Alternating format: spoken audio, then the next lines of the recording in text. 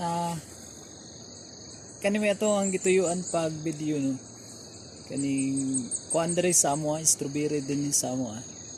Amo ni mga ihalas nga mga strawberry.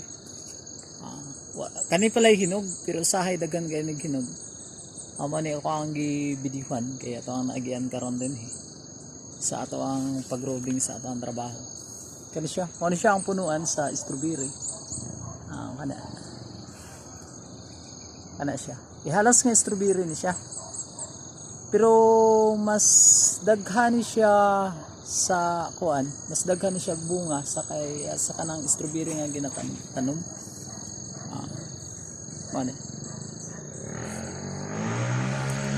Lami kay ni siya kaunon, kana siya nga klase sa prutas. Nya daghan pud mga benepisyo nga makuha sa lawasan.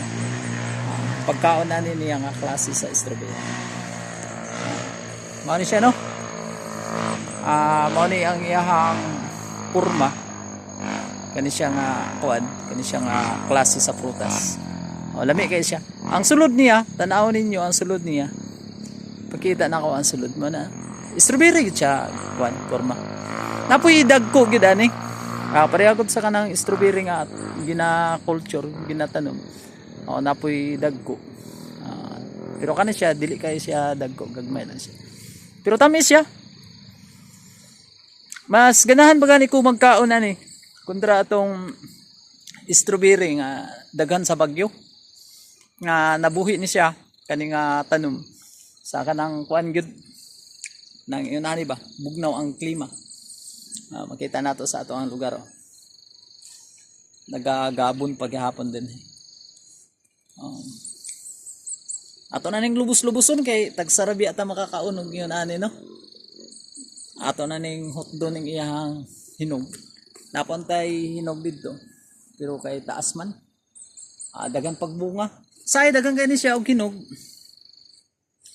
Karon lang pag-agi nato, napa may mga bulak noon niya. Karon lang pag-agi nato, medyo gamay-gamay ra gyud siya og kuan. Natlan pud nga gamay ra gyud og hinog. Ato nang kuano ni siya. Lami kayo. Basta naka tilaw pod mo ani sa inyo ha.